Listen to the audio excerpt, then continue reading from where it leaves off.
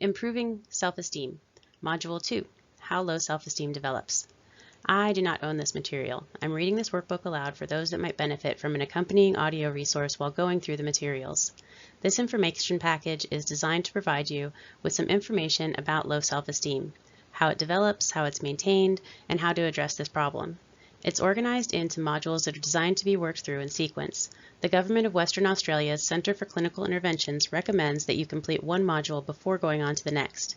Each module includes information, worksheets, and suggested exercises or activities. Table of Contents, Introduction, page 2. Facts and Opinions, page 2. Early Life Experiences, page 2. How the Past Affects the Present, Negative Core Beliefs, page 4. Protecting Ourselves, Rules and Assumptions, page 5. Rules and Assumptions Guide Behavior, page 6. Model of Low Self-Esteem, How Low Self-Esteem Begins, page 7. Worksheet, Low Self-Esteem, How It Begins, page 8.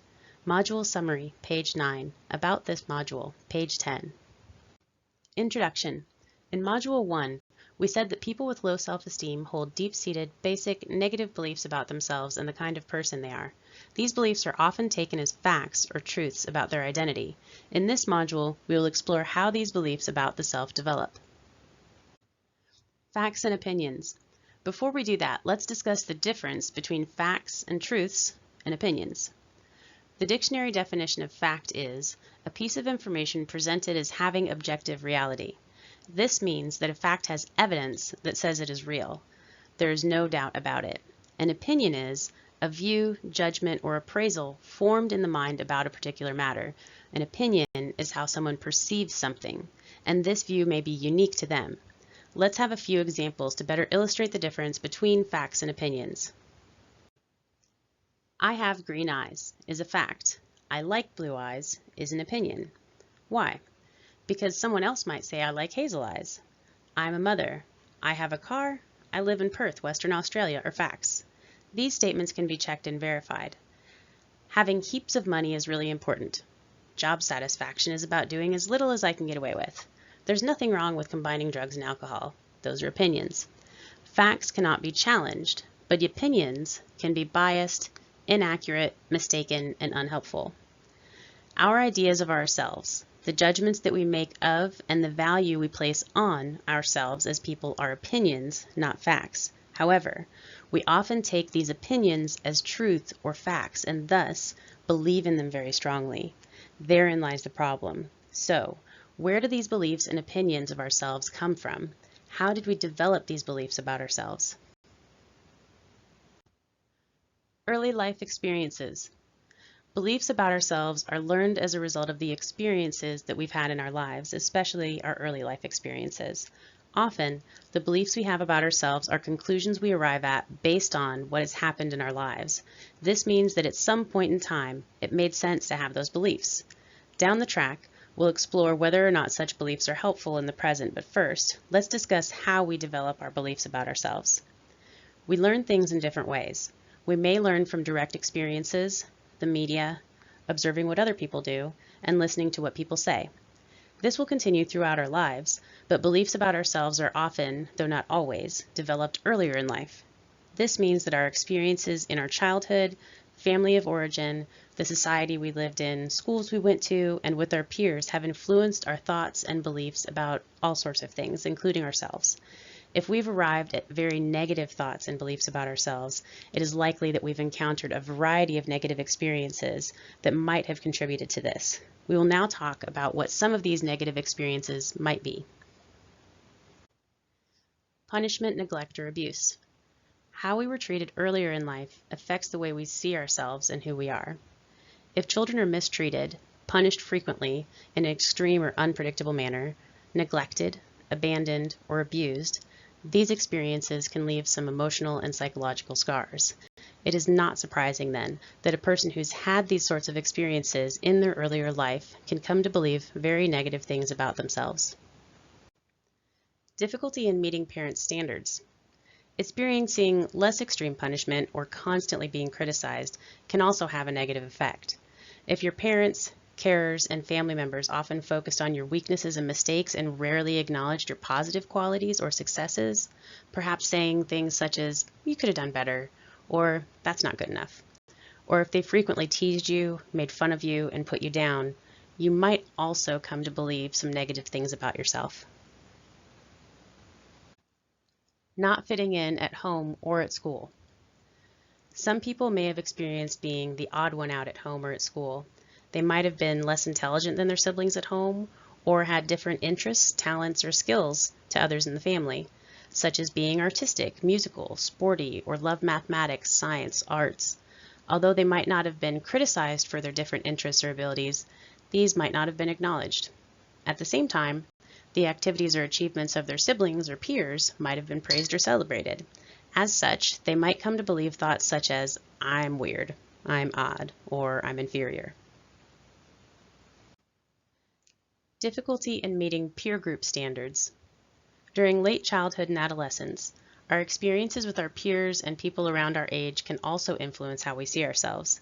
This is a time when physical appearance may be very important to the young person.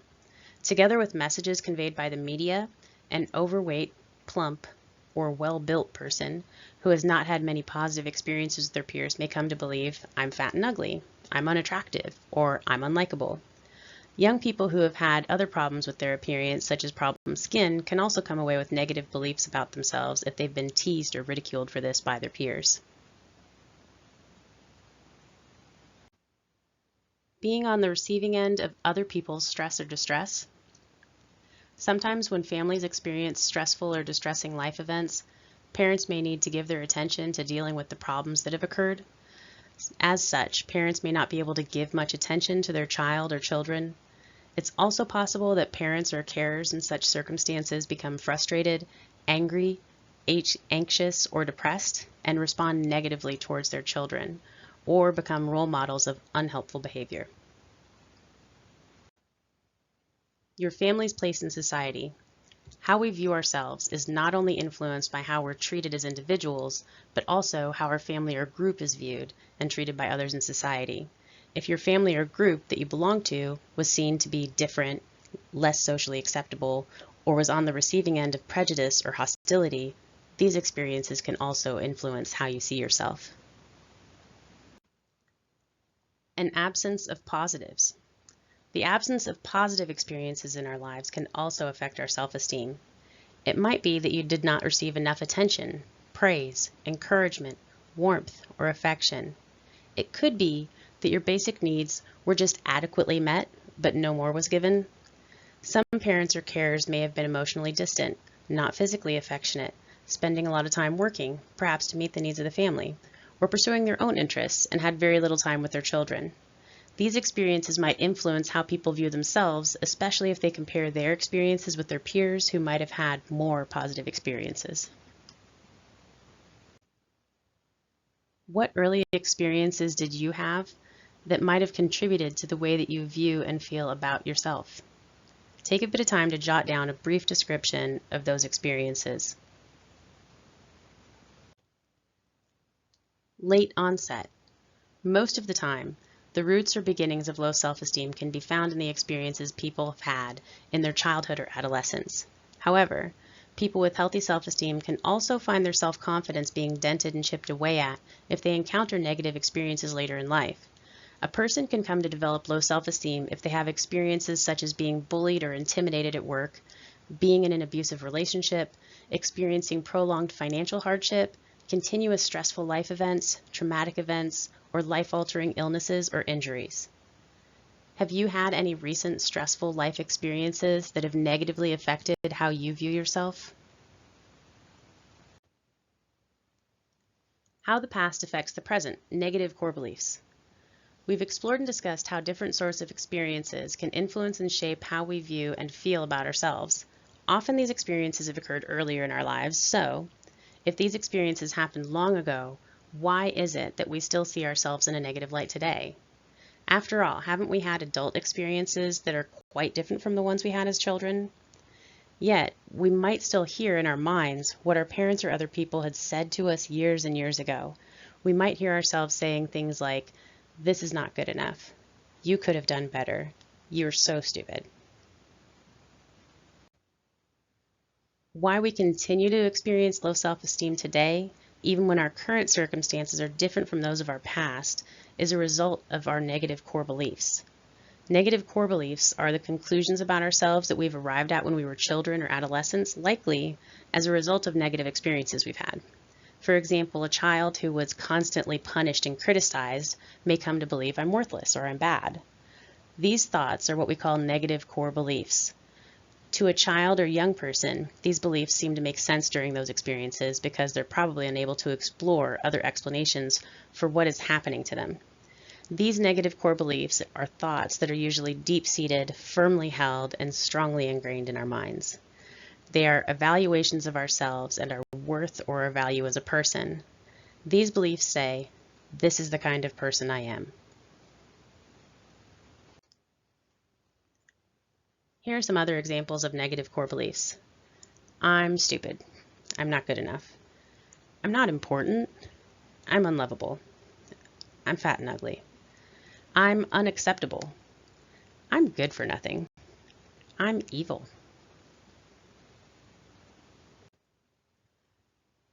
Protecting ourselves, rules and assumptions. When we strongly believe these negative statements about ourselves, it's not surprising that we feel very bad about ourselves and experience strong negative emotions. While we were experiencing negative situations and coming to these negative conclusions about ourselves, the human survival instinct was also in operation. To ensure our survival and keep on functioning, we begin to develop assumptions, rules, and guidelines for how we live our lives that help protect our self-esteem. They aim to guard and defend us from the truth of our negative core beliefs. We might develop rules such as, I must be the best at everything. I must never make any mistakes. I must never show any emotion in public. I must always do the right thing. We might also develop assumptions such as, if I ask for something I need, I will be put down. No matter what I do, I'll never be good enough. If I can't control my food intake, I will never be able to control anything in my life. Rules and assumptions can also be combined. For example, I must do everything I can to gain others' approval because if I'm criticized in any way, it means I am not acceptable. I won't try anything unless I know I can do it perfectly because if I can't, it means I'm a total failure. I have to always be slim and dress well, or else I will never be accepted. What sorts of rules and assumptions for living might you have to help you feel better about yourself? Take a few minutes to jot those down. Rules and assumptions guide behavior. The result of having these rules and assumptions is that they will guide your behavior. What you do on a day-to-day basis is largely determined by what rules for living you have. Makes sense, doesn't it? So, depending on your rules, you will try very hard to do everything perfectly. Avoid getting too close to people. Restrict your food intake and exercise vigorously to stay slim. Do what it takes to please people. Avoid doing anything too challenging. Avoid doing things you've never done before. And the list can go on. Can you see how having such rules and assumptions for living might help you protect your self-esteem? What happens if one of your rules for living is, I must never make any mistakes? The effect is that this rule will guide your behavior, making you become very careful about your work, checking your work many times so it's likely that you don't make any mistakes, if at all. And this means you're less likely to be criticized, and so your self-esteem is protected. Take a few minutes to jot down how your rules and assumptions might influence your behavior. What do you do to try and live up to your rules or standards and assumptions for living? What this means is that you can feel fairly good about yourself if you're able to meet these rules for living or live up to the standards you've set for yourself. For example, if you're able to always maintain your body shape and weight, you'll feel okay about yourself. As long as you never make any mistakes, always gain your friends, colleagues, or boss's approval, always get extremely good results at school or university, you can maintain an adequate level of self-esteem. However, there is a disadvantage to having these rules and assumptions. You can run yourself ragged by trying to live up to all the rules. Basically, you're putting yourself under a lot of pressure so that you manage your self-esteem and you don't feel bad about yourself. Actually, while things might seem to be going well on the surface, the negative core beliefs are still there.